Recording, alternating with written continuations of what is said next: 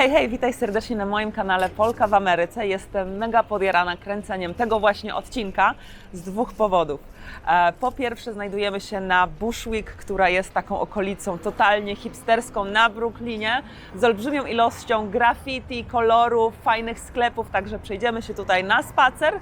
To moja pierwsza podjarka, a druga rzecz, którą się jaram, to to, że będę mogła teraz opowiedzieć Wam o o osobie, która grała jedną z moich ulubionych postaci w telewizji, mianowicie Chandler z Przyjaciół. Dzisiaj Wam opowiadam o jego autobiografii, Matthew Perry. Myślę, że to jest najlepsza autobiografia, jaką w życiu przeczytałam. Także zapraszam na recenzję jego książki, recenzję książki Chandlera.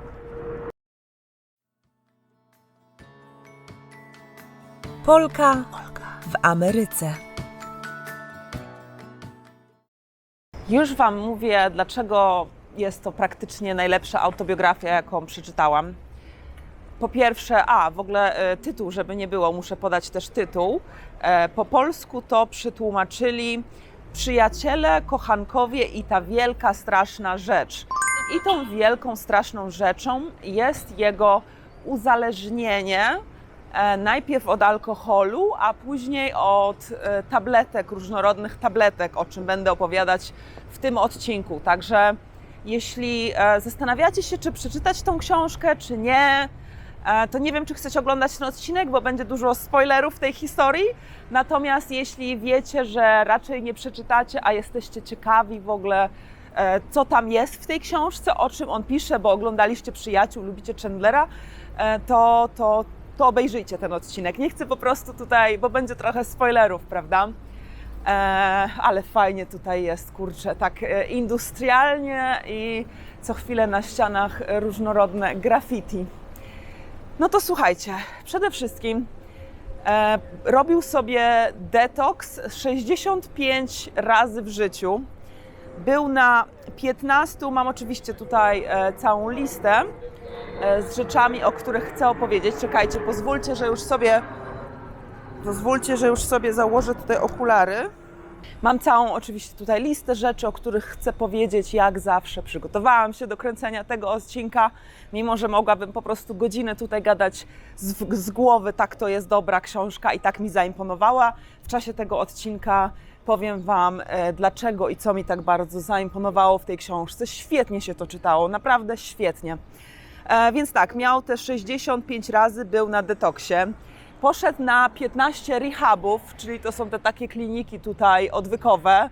I jak jesteś osoby bogate, wiadomo, z Hollywood, mogą sobie pozwolić na takie ekskluzywne kliniki, gdzie też są inne jakby gwiazdy i są tam incognito incognito. Nie ma paparazzi po prostu. Są to takie bezpieczne miejsca, gdzie można doprowadzić siebie do porządku. I po ostatnim razie, kiedy przedobrzył i przedawkował tabletki, miał 14 operacji. Przedawkował tabletki w ten sposób, że wybuchły mu jelita. Wybuchły mu po prostu jelita i zabrano go do szpitala i od tego w ogóle zaczyna się cała książka. Że to był ten właśnie ostatni taki raz, bo on już był na etapie, nie wiem, czy kojarzycie serial doktora House'a, House MD, po angielsku tytuł był, to doktor House brał czasem Vicodin na tą swoją nogę. Vicodin to jest taki silny środek przeciwbólowy. I brał ten Vicodin i na przykład w House'ie jest pokazane, że bierze na przykład 1-2 tabletki. I że to świadczy o tym, że jest narkomanem, że jest uzależniony od tego, bo bierze cały czas, musi brać ten Vicodin. Słuchajcie, Matthew Perry, Chandler, brał 55 Vicodinów dziennie. Sposób, w jaki je brał. Nie jest to w ogóle nawet legalne, żeby żaden lekarz Ci tyle tabletek przepisał. Co on robił? Znajdował różnych lekarzy, wymyślał różne schorzenia, chodził od lekarza do lekarza, mówiąc, jak to jest z nim źle, że potrzebuje właśnie jakichś tabletek i że Vicodin na niego działa. Czyli on mówi, że rano wstawał I tego dnia po prostu jego zadaniem, jego powinnością, celem tego dnia było znalezienie kolejnego lekarza, który będzie mu przypisywał te tabletki. W weekendy jeździł na open houses, czyli pokazywanie domów, które są na sprzedaż. W ogóle, ale jaja. Zobaczcie ten samochód tutaj. Cały też w graffiti, nawet samochody tu są całe w graffiti. Jeździł na open houses, czyli na właśnie pokazywanie takiego domu, który jest na sprzedaż. I to wcale nie po to, że interesował się kupnem takiego miejsca. Zupełnie. On tam jeździł po to, żeby iść do łazienki takiego domu i w łazience tutaj w Stanach, nie wiem czy to jest reguła, że wszędzie tak jest, ale przyjęło się, że tak ludzie robią, że w łazience jest taka szafeczka z lustrem powieszona na ścianie i w tej szafeczce tam zawsze się trzyma leki. No i on chodził po domach na sprzedaż, szedł do kibla, otwierał sobie tą szafeczkę i szukał, jakie leki może ukraść. I mówił nawet w wywiadzie takim, oglądałam z nim wywiad, to mówił, że nikt nie będzie podejrzewał przecież Chandlera z przyjaciół, że to on ukradł. Jak zauważą, że brakuje tych jakichś leków, to kto ci będzie podejrzewał takiego Chandlera? Także tak to po prostu wyglądało, że musiał zdobyć te tabletki. No i obudził się tak de facto, zorientował się, że traci swoje życie, że po prostu między palcami mu przepływa. W momencie, kiedy był po tym ostatnim razie, jak mu te jelita eksplodowały i później przez chyba pół roku miał woreczek, do którego jego odchody trafiały i że ze kilka razy zdarzyło mu się przedziurawić ten woreczek, gdzieś upaść, gdzieś coś zahaczyć i że po prostu cały był w gównie. I że dużo samolotów nade mną leci, nie wiem, może tutaj gdzieś zmierzają, może jest lotnisko, pewnie JFK jest tutaj w miarę niedaleko, że tu już się zbierają do lądowania. I czekajcie, jest słońce za mną, to może lepiej będę pokazywać front, bo i tak jest ciekawie. Let it go. No i właśnie mówi, że to poczucie takie, że cały jest obsmarowany w kupie, że tak wylądował na dnie, gdzie wcześniej był po prostu bożyszczem tłumów i miał mnóstwo fanów i spełniło się jego największe życiowe marzenie, żeby być sławnym i bogatym, bo też w książce opowiada o swoich początkach jako aktor. On jest z Kanady, jego rodzice się w ogóle rozwiedli. Tutaj jaki fajny shop. Jego rodzice się w ogóle rozwiedli, więc też tam trochę było takiego dziecięcego, młodzieńczego zagubienia. Od jednego rodzica, od ojca do matki musiał podróżować. Ojciec mieszkał w LA i był znanym aktorem. Był kolesiem od Old Spice'a. Główną twarzą Old Spice był, więc kupę pieniędzy zarabiał jako aktor. Ale fajny ten urywek tutaj tej ściany. Kupę kasy jego ojciec zarabiał jako aktor reklamowy. Czekajcie, aż sobie zdjęcie tutaj pstryknę, sekunda. O, tutaj ten potwór jedzący pizzę też super. Nieźle. I w momencie, kiedy ten Matthew Perry miał 14 lat, to po raz pierwszy upił się z kolegami, wziął winiaka, napił się całego winiaka i opisuje w książce to uczucie, jak kładzie się na trawie, totalnie narąbany, prawda? I tak sobie myśli, że wow, to jest to uczucie, które ludzie czują na co dzień, ludzie, którzy nie mają takiego anxiety, jak ja mam, to tak właśnie pewnie muszą się czuć, że w końcu się czuję dobrze we własnej skórze, w końcu mam poczucie, że życie ma sens, podczas gdy też strasznie jest zakompleksiony. Nie wiem, czy wciąż jest, bo pewnie, na pewno lata terapii i tak przechodził, ale takie sytuacje, jakie opisuje w tej książce z tym, jak bardzo jest zakompleksiony i jaką czuł pustkę w sobie i jak mało pozytywnie o sobie myślał, uważał. No dobra, lecę z listy, żeby tak nie skakać, żeby to miało ręce i nogi. Ale fajne tutaj są te zaułki, po prostu co chwilę mam ochotę strzelać fotki, bo jest tak kolorowo. Uwielbiam takie klimaty. Dobra, wracam do listy. Czyli tak, eksplodowały mu jelita i te woreczki z kupą też mu eksplodowały i on był po prostu na dnie. Dalej, ma pełno blizn na ciele po operacjach różnych, zwłaszcza po tych właśnie ostatniej sytuacji z jelitami, po 14 operacjach i mówił właśnie, że się wstydzi jakby bliskości teraz z kobietami, bo po prostu tyle jest tych blizn na jego ciele. Zresztą było coś takiego, że było spotkanie przyjaciół. W ogóle Przyjaciele to mój najbardziej ukochany serial mojego życia. Ja bym to po prostu mogła godzinami oglądać codziennie i wszystkie kwestie już i sytuacje po prostu znam na pamięć. I mówił właśnie, znaczy widziałam, nie mówił, tylko widać to na tym, było takie Friends Reunion chyba ze 2-3 lata temu. Chociaż pandemia tak zaburzyła czasoprzestrzeń, że nie wiem, czy to nie było 5 lat temu, ale było coś takiego, że było Friends Reunion i że się wszyscy spotkali i widać po prostu po nim, że jest bardzo zniszczonym człowiekiem i jak oglądałam ten serial, to ja nie zdawałam sobie do końca sprawy, chociaż zawsze mnie to dziwiło, że jak kończył się sezon, to on wyglądał w jeden sposób, a później w kolejnym sezonie był na przykład 20 kg grubszy albo 20 kg szczuplejszy. I zupełnie czasami też miałam wrażenie, że ma troszkę inny flow. I dopiero później zrozumiałam, dopiero przy okazji tej książki zrozumiałam, o co chodziło. Mianowicie, w momencie, kiedy miał fazę na leki, to wtedy był bardzo chudy. I właśnie wtedy chudł w tych sezonach, wtedy kiedy miał fazę, że cały czas brał między kręceniem jednego sezonu, a rozpoczęciem kręcenia kolejnego, wtedy właśnie się uzależniał najbardziej od leków i chudł. Natomiast kiedy jest bardzo duży, grubszy, to właśnie wtedy pił dużo alkoholu.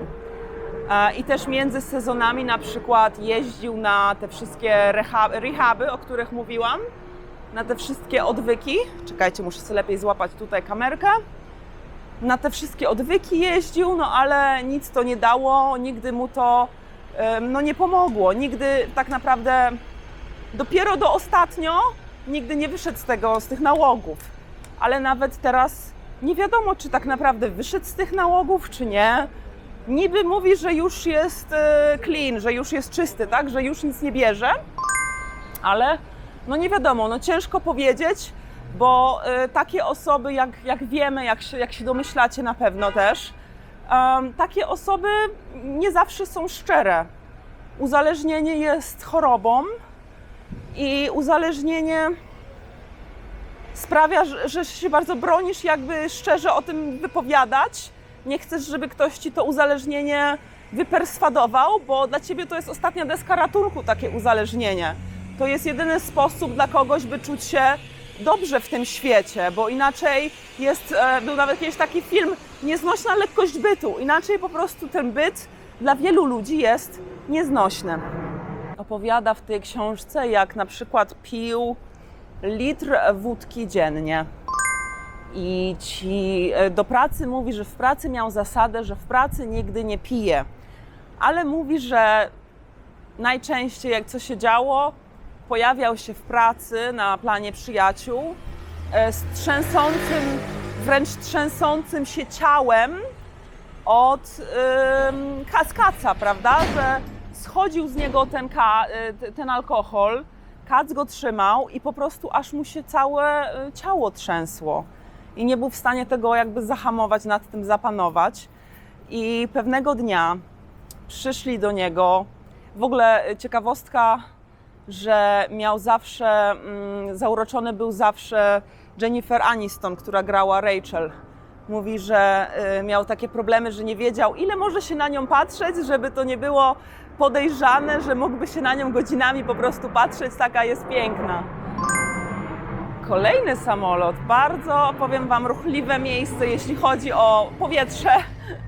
No i w pewnym momencie ci przyjaciele przyszli do niego i zrobili taką interwencję na zasadzie: słuchaj, my wiemy, co się dzieje, chcemy wiedzieć, jak możemy Ci pomóc, nie chcemy Cię stracić.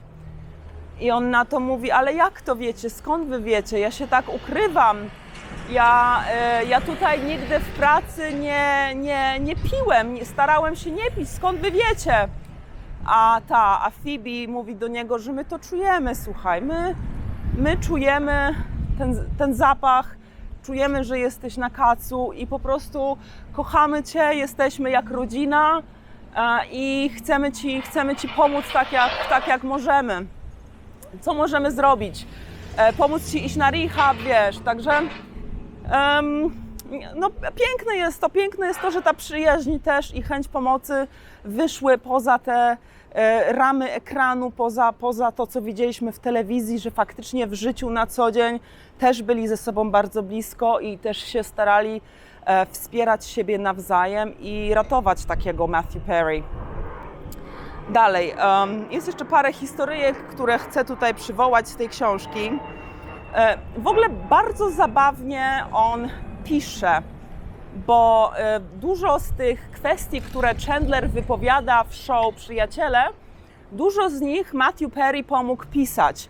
On był zawsze taki komediowy, zabawny, sarkastyczny, z ciętą ripostą, świetny ma timing komediowy. Dla mnie Chandler to jest po prostu i ideał faceta, i ideał wyczucia postaci. To jest moja ulubiona postać filmowa, Chandler. Uwielbiam. I też jest tam dużo takiej głębokiej powłoki tego człowieka. On też na przykład jako postać i jako on prywatny, jak on to opisuje w książce, to ja miałam tak: wow, ja też taka jestem. Mianowicie bardzo często osoby, które są właśnie takie sarkastyczne, które są zabawne i zawsze rozśmieszają ludzi wokół i żartują sobie sporo, czyli na przykład ja, prawda? Ja taka jestem w życiu prywatnym, że zawsze byłam tak zwanym klasowym klaunem, że miałam dystans do siebie i lubiłam sobie żartować. Zwłaszcza moi znajomi mnie znają z tego przykład. Ostatnio miałam swoje wesele i zaprosiłam kumpla ze swoją dziewczyną, której wcześniej nie miałam okazji jeszcze poznać. I przyjeżdża ta dziewczyna mojego kumpla, poznaje mnie, ja mówię: super, witaj w Lizbonie, w ogóle co? Przyjechałaś na wesele jakiejś Olki w ogóle, której nigdy nie poznałaś, ale miło mi Ciebie tutaj mieć. Na co ona mówi, co powiedziała? No w końcu poznam tą, co zawsze robi sobie brzydkie seksualne dowcipy. To właśnie w końcu poznałam tą dirty dziewczynę. Także tak mnie nawet moi przyjaciele opisują. Ja jestem strasznie dirty. No i w każdym razie te takie osoby, które w ten sposób żyją i w ten sposób się obnoszą, że cały czas sobie żartują i dostrzegają jakieś takie absurdy i niuanse w świecie wokół i robią z nich na pokaz właśnie jakieś dowcipy, coś, prawda?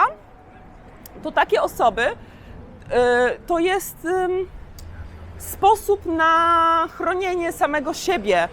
To jest działanie w wyniku traum z przeszłości. To jest działanie, które po prostu osoby bardzo zranione w życiu, żeby siebie chronić w przyszłości, wypracowały sobie taki sposób, który jest jak lustrem, która odbija uwagę z Ciebie i tego, kim Ty jesteś, po to, żeby zauważyć niuanse wokół, żeby zrobić sobie żarty, żeby Ci ludzie polubili Cię, bo jesteś taki zabawny. I właśnie osoby z największymi traumami zostają na przykład komikami, właśnie aktorami komediowymi. Patrzcie chociażby Robin Williams, prawda, który żył który był super zabawnym kolesiem, a żył z tak głęboką depresją, że po prostu to jest takie odwrócenie kota do góry nogami, tak? Żeby od siebie zabrać tą uwagę. Akurat tutaj przechodzę i patrzę, papież. Nawet papieża mają na graffiti.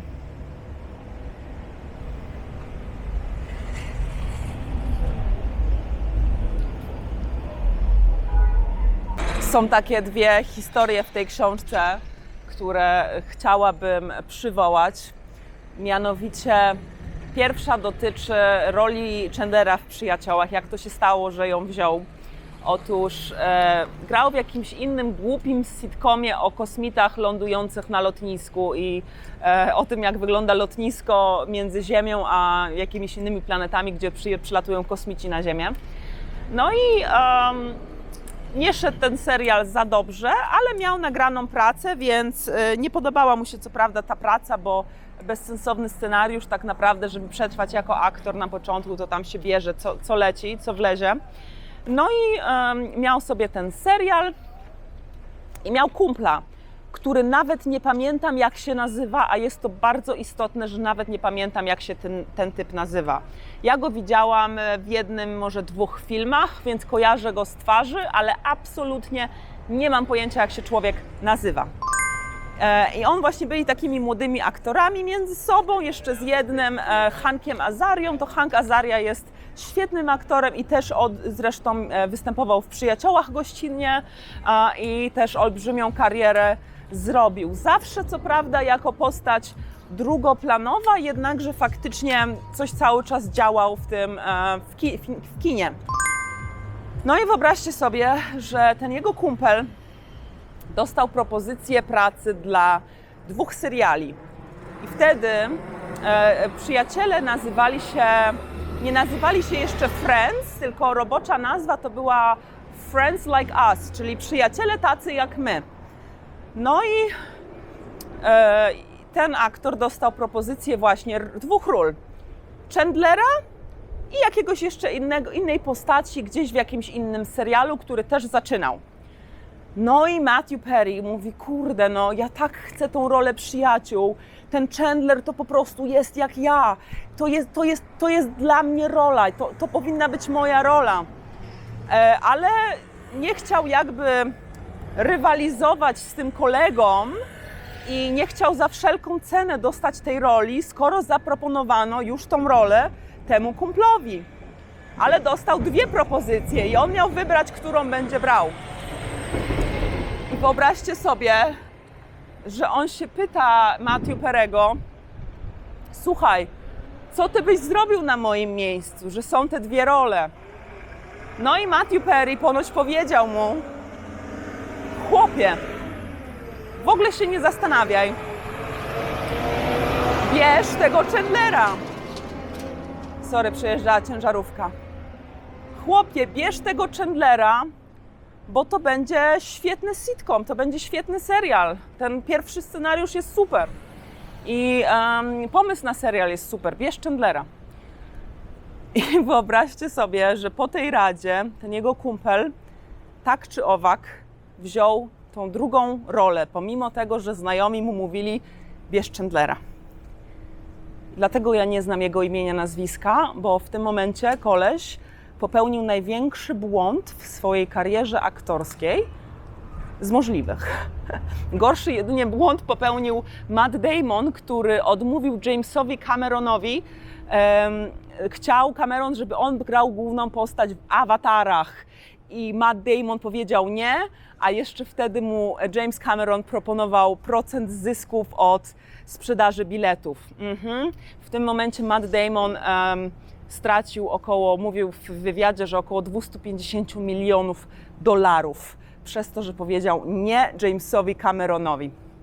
W każdym razie, wracając tutaj do Chandlera i do tego jego kolegi, skoro ten kolega nie wziął tej roli Chandlera, to rola była ponownie zamieszczona, otwarta i dostał ją właśnie Matthew Perry, stał się Chandlerem.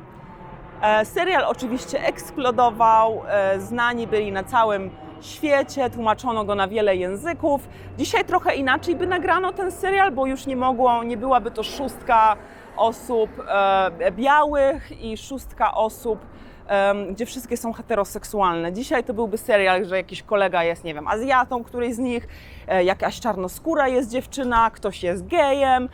Dzisiaj są bardziej tacy, to się nazywa inclusive w Stanach, że po prostu już nie sprzedają się takie produkcje, które są tylko i wyłącznie oparte na białych ludziach, ponieważ tak nie wygląda Ameryka i już teraz nie ma tego, nie wiem, czy to był stres, czy po prostu nie było to popularne, żeby pokazywać, jak naprawdę wygląda Ameryka. To nie jest tak, że wtedy nie było osób czarnoskórych czy Azjatów, natomiast nie pokazywano ich tak bardzo w mediach, a teraz się już to utarło, że właśnie pokazuje się, dlatego że tak wyglądają ci wszyscy tutaj ludzie wokół nas. Też doszłam tutaj do pięknej ściany, to chcę Wam pokazać. Patrzcie, cała w płytach tutaj. Też zaraz stanę i zrobię sobie tutaj zdjęcie.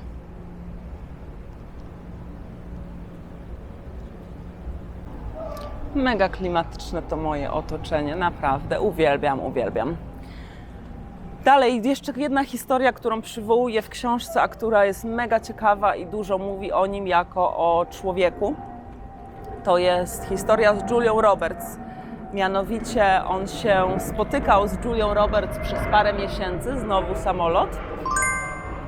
Spotykał się z Julią Roberts przez parę miesięcy w momencie, kiedy ona była praktycznie u szczytu swojej kariery i aż mu się nie chciało wierzyć, że taka kobieta niesamowita jak Julia Roberts jest jego dziewczyną.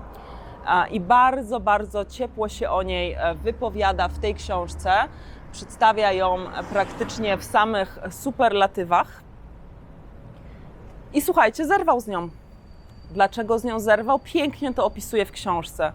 Mówi, że zerwał z nią, kiedy wszystko było dobrze między nimi, ale miał poczucie, że jako człowiek o tak niskim poczuciu własnej wartości, miał poczucie, że jest gówno wart i że ona się pewnie kiedyś o tym przekona i to ona wtedy z nim zerwie i on sobie wtedy z tym nie poradzi. Więc zawczasu, zanim ona się zorientuje, jaki on jest straszny jako osoba, jak nic nie ma sobą do reprezentowania, nic nie może jej dać, to wtedy ona z nim zerwie, więc on z nią zerwał zawczasu, na wszelki wypadek przed nią, żeby nie czuć tego bólu bycia zostawionym przez Julię Roberts. A przy okazji Julia Roberts też była w Przyjaciołach i też grała z nim w scenach, tam też mieli jakieś takie zbliżenia. Nie wiem, czy to się stało przed, czy po tym, jak już ze sobą się spotykali, natomiast Julia Roberts też była w Przyjaciołach, jako gość wystąpiła. A w ogóle, jak już ze mną zostaliście do tego momentu, już prawie zaraz kończę, jeszcze tylko kilka punktów mam na liście. Jak zostaliście ze mną do tego miejsca, to w linku, w opisie tego odcinka zostawiam odcinek o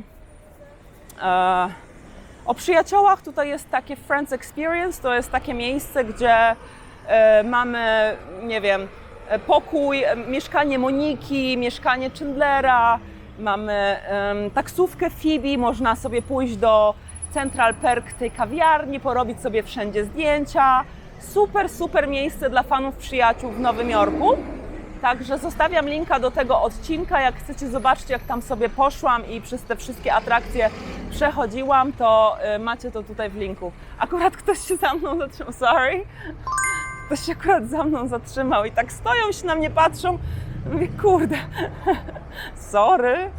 Nie wiedziałam, że tutaj kogoś na plecach mam, kiedy kręcę wideo.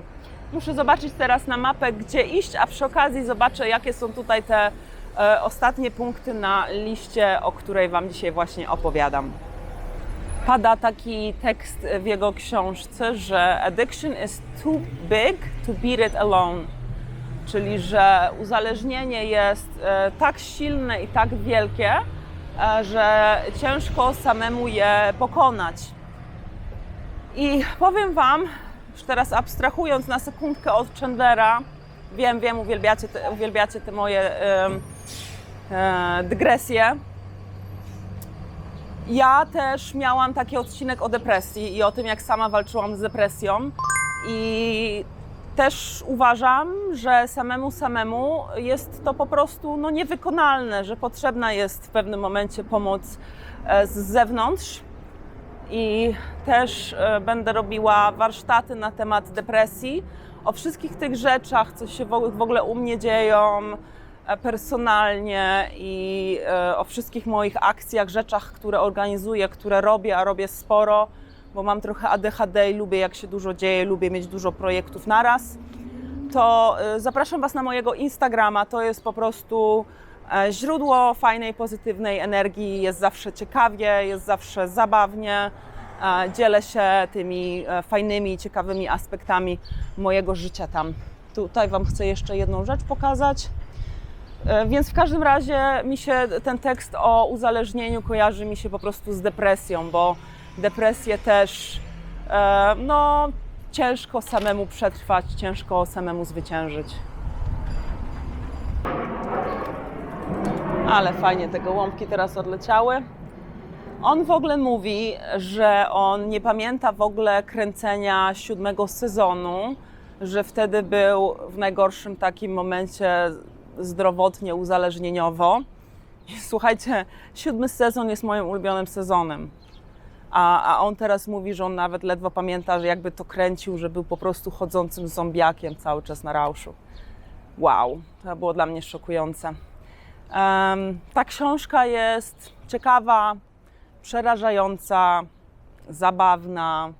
Można z niej wyciągnąć wiele wniosków na temat siebie samego.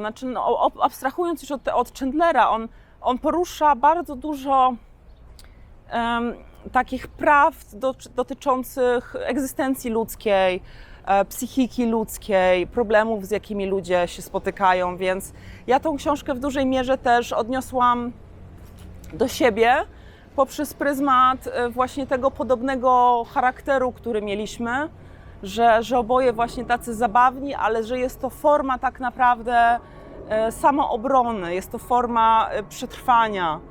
Po prostu śmiech przez łzy. Łatwiej się śmiać niż płakać, prawda?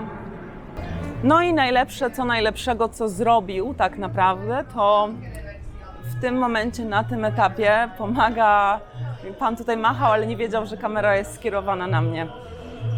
W tym momencie, na tym etapie, to Matthew Perry pomaga innym z uzależnieniami, jeździ na różne konferencje, wystąpienia i po prostu wypowiada się na ten temat i stara się przedstawić tą rzeczywistość widzianą jego oczami osoby, która przez tyle lat, praktycznie od 14 roku życia, on był uzależniony od alkoholu, więc praktycznie od 14 roku życia musiał sobie radzić z tym uzależnieniem, więc o tym też opowiada. I ja powiem Wam, że już nigdy nie spojrzę na przyjaciół pod tym samym kątem, w ten sam sposób. Teraz, gdzie wiem, jak naprawdę było, jak teraz będę widziała moją ulubioną postać, to po prostu pewnie zacznę zauważać, albo wmówię sobie, że zauważam ból w jego oczach. Bo taka egzystencja w bólu, w uzależnieniu, z bardzo niskim poczuciem własnej wartości, w beznadziei, brak szczęścia w miłości, te wszystkie odwyki nie pomagają.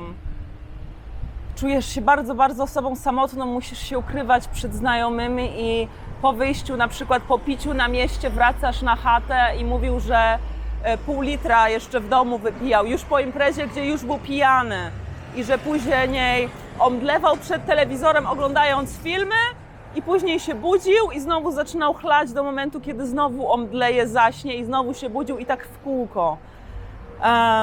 Nigdy naprawdę nie spojrzę już na przyjaciół w ten sam sposób. Dziękuję bardzo za obejrzenie tego długiego odcinka, ale tak jak mówię, bardzo się jarałam na myśl o tym, że będę dzisiaj kręcić ten odcinek tutaj w Bushwick, bo po prostu to jest temat rzeka i mogłabym o tym gadać. Tak bardzo mnie wzruszyła i wzbogaciła ta książka. Polecam Wam bardzo, bardzo serdecznie. Jeszcze raz powiem Wam polski tytuł, bo znowu pamiętam tylko tytuł amerykański. Polski tytuł: Przyjaciele, kochankowie i ta wielka, straszna rzecz. Matthew Perry. 10 na 10 jak dla mnie. Dzięki wielkie za zobaczenie tego odcinka. Pierwszy praktycznie odcinek z recenzją książki. Miałam jeden odcinek z recenzją filmu, a ten jest pierwszym odcinkiem z recenzją książki. Film zresztą, który zrobiłam recenzję, wygrał Oscara i przewidziałam to, że wygra tego Oscara przed Oscarami. Także też zostawię linka tutaj w opisie. Dzięki wielkie, że spędziliście ze mną czas w Bushwick na Brooklynie i do zobaczenia w kolejnym odcinku Polki w Ameryce. Na razie, pa!